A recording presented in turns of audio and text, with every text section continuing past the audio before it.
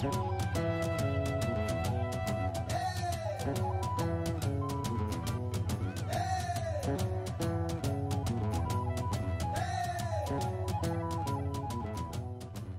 que les gens peuvent retenir, que cette visite est une expression de l'intérêt que l'Union européenne porte au Burundi, donc aux relations avec le Burundi.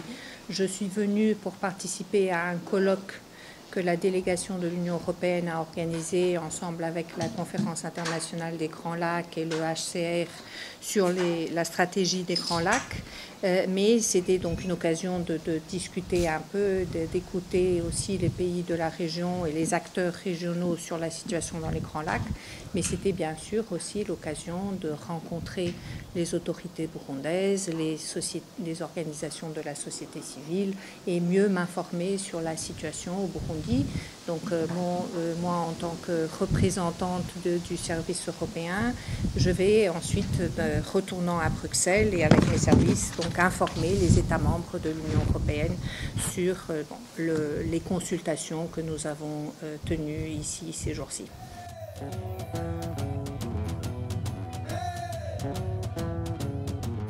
Je pense qu'il faut préciser les termes de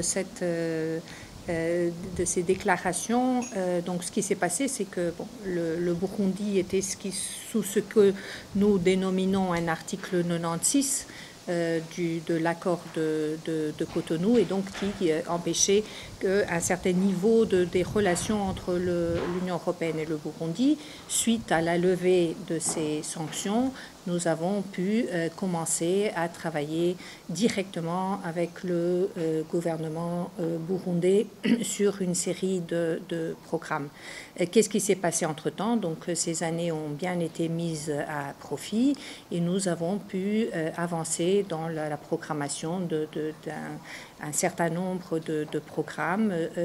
Nous travaillons par exemple sur le port de Bujumbura, nous travaillons dans le domaine de l'énergie, nous travaillons déjà dans le domaine aussi de l'éducation et de la santé, des programmes qui sont importants de soutien direct aux populations. Nous travaillons aussi, par exemple, dans le domaine de la justice.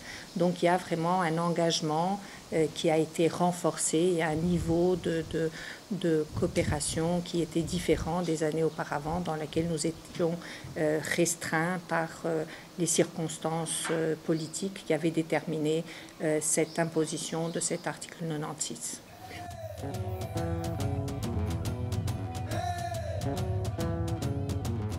La levée de l'article 96 a été possible puisqu'il y a eu une constatation qu'il y avait une évolution de la situation.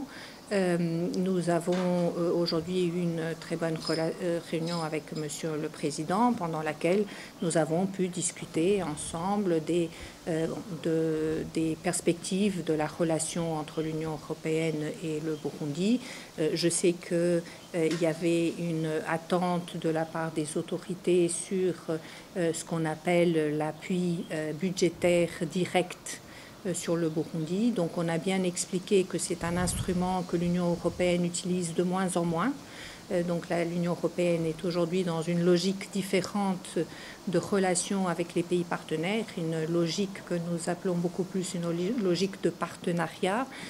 Et cet appui budgétaire direct, par ailleurs, est soumis à un certain nombre de règles, qui sont des règles qui ne sont pas du tout spécifiques au Burundi, mais qui sont des règlements financiers de l'Union européenne, qui exigent que toute une série de conditions qui ont trait à la gouvernance économique soient respectées. Donc nous avons une feuille de route qui est bien définie et donc nous nous sommes engagés, l'Union européenne, Monsieur le Président, de bien travailler sur cette feuille de route sur des aspects de la gouvernance économique pour avancer dans la perspective de la possibilité de remplir les critères d'éligibilité pour cet appui budgétaire direct.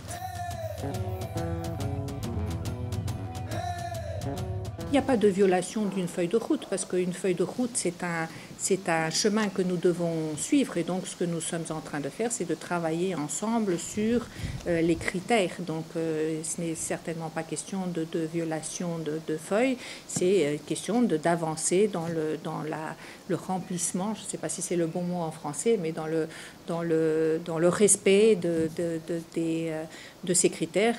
Je répète, ce sont des critères qui existent pour tout pays partenaire qui aurait l'ambition, qui a l'ambition d'avoir cet appui budgétaire. Il y en a qui choisissent d'autres types de coopération, comme celle que nous faisons déjà avec le Burundi sur des programmes comme ceux dont je vous ai parlé auparavant.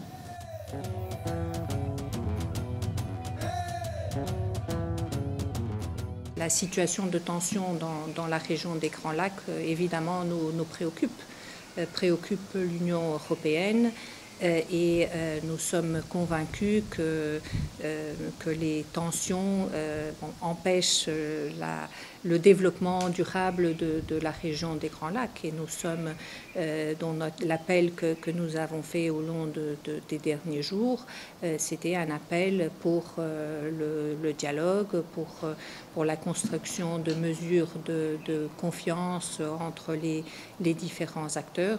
Donc nous avons bien soulevé ces points lors de nos différentes rencontres avec les autorités burundaises. Donc nous espérons qu'il puisse y avoir une évolution dans un sens positif. L'Union européenne est là pour essayer de soutenir, mais bien sûr que c'est la responsabilité première des pays de la région de trouver une forme d'entendement et de rapprochement entre tous pour le bien des populations de la région.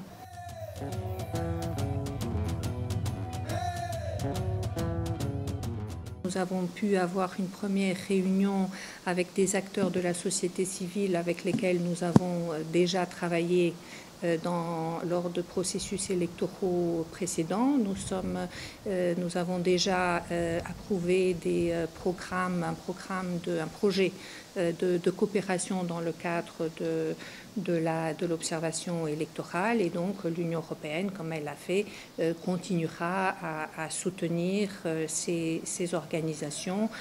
Notre aspiration, comme vous le savez, est toujours que les processus électoraux puissent se tenir dans des conditions de transparence, d'équité, d'accès des citoyens aux élections. Donc on continuera disponible pour travailler dans ce cadre.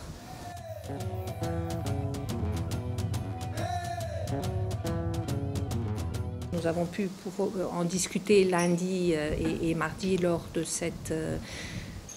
ce colloque sur la région des Grands Lacs. Nous avons discuté de cette stratégie qui a été approuvée par l'Union européenne, d'ailleurs après des consultations avec les pays de la région et en concertation avec les grands acteurs, non seulement régionaux, mais aussi les Nations Unies. Et donc, c'est une stratégie qui est développée sur 3 axes principaux. Donc, les efforts qui doivent se faire dans la promotion de la paix et de la stabilité, mais aussi des efforts qui doivent se faire dans le cadre de l'intégration régionale. Nous sommes convaincus que la solution au problème se trouve beaucoup dans la promotion de l'intégration régionale. C'est comme ça que nous, dans le cadre de l'Union européenne, nous avons pu surmonter les tensions et les difficultés qui existaient dans le continent européen au lendemain de la Deuxième Guerre mondiale. Donc l'Union européenne est un projet d'intégration régionale, est un projet de paix qui s'est construit autour de l'intégration régionale, donc beaucoup l'accent sur cette question, et c'est une stratégie qui se base aussi beaucoup sur le potentiel qui existe dans la région, parce que nous sommes bien conscients, comme vous l'êtes très bien aussi, de toutes les richesses qui existent dans la région et qui doivent être mis à profit dans un encadrement de gouvernance adéquate. Donc aussi un effort qui est fait dans ce domaine. Donc, c'est vrai que dans les présentes circonstances, nous traversons des moments de tension, mais nous sommes convaincus que les gouvernements de la région comprendront que d'efforts supplémentaires doivent être faits pour essayer de trouver moyen de surmonter des différences et de vraiment se concentrer sur la mise à profit de tout ce potentiel et de se concentrer sur le bien-être des populations de la région qui ont beaucoup souffert déjà au long des dernières décennies.